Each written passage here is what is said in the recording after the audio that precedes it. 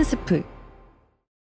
반려견 복제했다는 유튜버도, 업체도, 교수도 그들이 침묵하는 이유는 뭘까? 스브스 프리미엄에 실린 SBS 박수진 기자의 취재 파일입니다. 이 취재 파일은 SBS 뉴스토리 당신의 반려동물 복제하시겠습니까? 편의 취재 후기 1편입니다.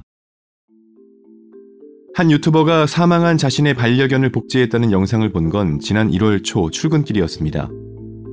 황우석 박사 같은 연구자가 아니어도 또 사우디의 만수르나 이건희 삼성 회장 같은 재력가가 아니어도 동물을 복제할 수 있는 세상이라니 영상 내용은 놀랍기도 또 흥미롭기도 했습니다. 반려동물 복제가 얼마나 대중화가 돼 있는 건지 또 복제를 위한 생명공학 기술은 얼마나 발전했는지 복제 과정에서 불필요한 동물의 희생은 없는 것인지 취재해보기로 했습니다. 이미 이슈가 된 사안인 만큼 취재도 수월할 거라 생각했습니다. 결론부터 말하자면 그 예상은 보기 좋게 빗나갔습니다. 대중에게 복제 사실을 공개했던 유튜버에게 먼저 연락을 했습니다. 복제 사실을 공개한 영상에서 저로 인해 누군가는 복제를 알게 되고 팬로스 증후군을 극복할 수 있길 바란다고 말한 만큼 인터뷰를 통해 좀 더 깊은 이야기를 들을 수 있다고 생각했습니다. 하지만 유튜버는 여러 차례 인터뷰 요청을 모두 거절했습니다. 이유를 정확하게 들을 순 없었습니다. 다만 이 유튜버가 소속된 MCN 회사 담당자는 기자에게 영상을 올리기 전부터 언론 취재 요청은 다 거절하기로 했다고 말했습니다. 다른 사례자를 찾기로 했습니다.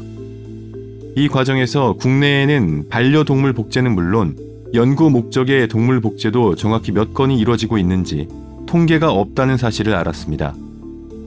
그나마 의지할 수 있는 비공식 통계는 2018년부터 국내에서 반려동물 복제 중개 및 최세포 보관 사업을 하고 있는 국내 업체의 고객 규모였습니다. 이 업체 대표는 SBS와의 인터뷰에서 2018년 사업을 시작했고 이제까지 200여 명이 반려견의 체세포를 보관하고 있다. 이 중 복제가 실제로 진행된 경우는 10건 이하다. 한 해에 1~2건 정도라고 말했습니다. 최소 10명 정도가 지난 5년간 국내에서 반려견 복제를 실제 진행했다는 주장입니다. 대표를 통해 이들에게 연락을 시도했지만 인터뷰로 이어지지는 못했습니다. 결국 단 한 명의 실제 복제 사례자를 인터뷰할 수 있었는데 미국 업체를 통해 복제를 진행 중인 미국 거주 한국인이었습니다. 유튜버의 반려견 복제 사실이 알려진 후 대중들의 의구심이 집중됐던 곳은 복제 업체였습니다. 이 업체는 룩셀바이오라는 곳인데 등기상 설립일은 2022년 7월입니다. 유튜버의 반려견이 죽은 시점은 2022년 11월입니다. 대중들은 만들어진 지 1년도 안 된 업체가 복제를 할 수 있냐는 의구심을 갖기 시작했습니다. 게다가 이 업체가 홈페이지에 복제견에 문제가 있을 경우 재복제, AS도 가능하다고 밝히면서 동물을 물건처럼 본다는 비판도 쏟아졌습니다. 동물보호단체는 이 업체를 동물 생산업 및 판매업 허가를 받지 않은 미허가 업체라고 고발했습니다. 직접 입장을 듣고 싶었습니다. 취재진은 여러 차례 설득 끝에 1월 중 2차례에 걸쳐 이 업체 대표를 만나 인터뷰했습니다. 하지만 2차례 만남에도 들을 수 있는 말보단 들을 수 없는 말이 더 많았습니다. 첫 인터뷰에서 룩셀바이오는 어떤 회사인지, 만들어진 지 1년밖에 되지 않은 회사가 복제를 할 수 있는지 의혹에 대해 물었습니다. 돌아온 답은 지금은 말씀드리기 어렵다. 본사는 미국에 있다. 1년도 되지 않은 회사에 뭘 믿고 맡기느냐는 생각도 있을 수 있을 것 같은데 실제로는 어디서 이런 게 연결이 되기 때문에 자세한 말씀은 드리기 어렵다였습니다. 그러다 방송 예정일 나흘 전 대표는 먼저 기자에게 연락을 해왔습니다. 취재진은 이미 이 업체가 실제 복제를 한 곳이 아니라는 사실을 확인한 상태였습니다. 이메일로 추가 질문을 보내놨었는데 7개의 질문 중 일부만 답을 할 의지가 있다는 연락이었습니다. 그렇게 두 번째 인터뷰 자리가 마련됐습니다. 국내외 바이오 회사들과 파트너십을 맺고 복제를 원하는 고객들을 연결해주는 곳이냐는 질문에 맞다고 했습니다. 문제견 재복제에 관련한 비판에 대한 입장을 묻자 이렇게 답했습니다. 문법이 정확하진 않지만 발언의 표현 그대로 전해드리면 이렇습니다. 기형이 나와서 이 부분을 재복제한다라기보다는 환경 변화 또는 케어 미흡에 따른 단순한 건강상의 문제에서 만에 하나 계약자분이 거부하게 될 경우에 기본적인 건강 문제를 치료를 하고 또 다른 곳에 아이를 좀 더 필요로 하는 곳에 무료로 분양을 도와드리고 있습니다. 하지만 거의 희박한 가능성이고 이때까지 이런 경우는 한 번도 없었습니다. 대표는 자신들이 복제 중개업체라는 것을 간접적으로 인정했지만 실제 유튜버의 반려견을 복제한 곳이 어딘지를 직접 밝히는 것을 극도로 꺼려했습니다. 오프 더 레코드를 전제로 한 비공개 인터뷰에서도 실제 복제 업체를 연구소라고 칭할 뿐 이름을 언급하지 않았습니다. 이 업체를 취재하는 과정은 한 달에 걸쳐 수수께끼를 푸는 느낌이었습니다. 취재를 하며 새로운 사실을 알아갈 때 양파 껍질을 하나씩 벗기는 듯한 기분이 들곤 합니다. 실제로 반려견을 복제한 곳을 확인했을 때 감정도 비슷했습니다.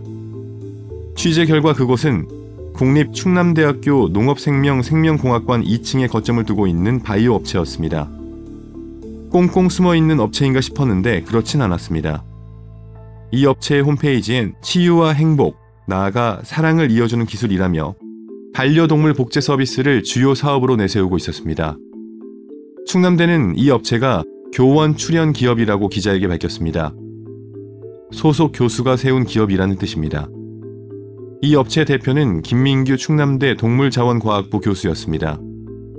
김 교수는 세계 최초의 복제개 스너피를 만든 황우석 연구팀의 주요 연구진이었고 이건희 삼성 회장의 반려견과 얼룩 삽살개 복제 등 국내 주요 반려견 복제를 해온 전문가입니다.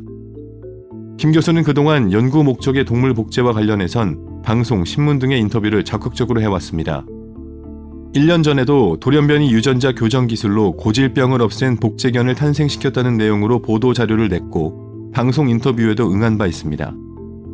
김 교수에게 실제 유튜버의 반려견을 복제했는지, 다른 반려견 복제도 진행하는지, 반려견 복제가 산업으로서 앞으로도 확장될 것으로 보는지 등을 이메일로 질문하며 취재를 요청했습니다. 하지만 질문지를 받아본 김 교수는 대답하기가 적절하지 않다는 문자를 보낸 후 기자의 연락을 받지 않았습니다. 충남대로 직접 찾아가 봤지만 김 교수를 만날 순 없었습니다. 다만 이 업체 관계자를 만나 유튜버의 반려견을 복제한 건 맞다는 답을 들을 순 있었습니다. 또 관련 업계를 통해 외부로 알려진 건 이번이 처음이지만 이미 알게 모르게 그보다 많은 건수가 진행됐다는 전언도 듣게 됐습니다. 비단 유튜버 반려견 복제와 직접적으로 연결된 사람들만 취재를 거절했던 건 아니었습니다. 동물 복제에는 어떤 생명공학 기술이 필요한지, 세간의 우려처럼 난자 공여견이나 대리모견 등 실험 동물로 쓰이는 생명체들은 어떤 보호를 받는지, 우리나라의 복제 기술은 스너피 이후 얼마나 발전했는지 등을 묻기 위해 국내 수의대 소속 다수 교수들에게 인터뷰를 요청했습니다. 하지만 공식 인터뷰에 응해준 건 허주형 대한수의사회 회장뿐이었습니다. 동물 복제와 관련해 강연도 하고 다수의 방송에 출연하기도 한 어느 수의대 교수는 인터뷰 요청을 이렇게 고사했습니다. 동물 복제 자체에 대한 설명을 드릴 수는 있지만 반려견 복제에만 집중되어 있는 이번 인터뷰는 하지 않는 게 좋겠다고 판단됩니다.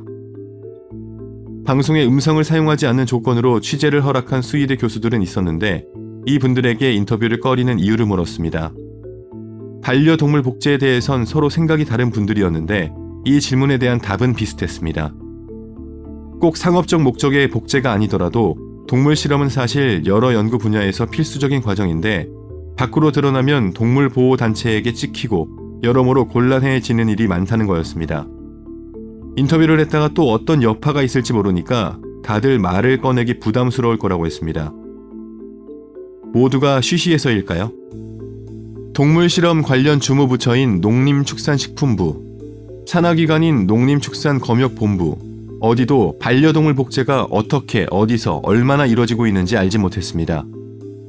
한 달이란 시간을 취재에 쏟았고 방송도 나갔지만 개인적으로 이번 취재는 미완성이란 반성을 합니다. 누구에게도 속 시원하게 국내 반려동물 복제 산업의 현실과 실태를 듣지 못한 찝찝함이 남았다고 할까요? 그래서 앞으로도 계속 취재를 해보려고 합니다. 적극적인 제보를 기다립니다.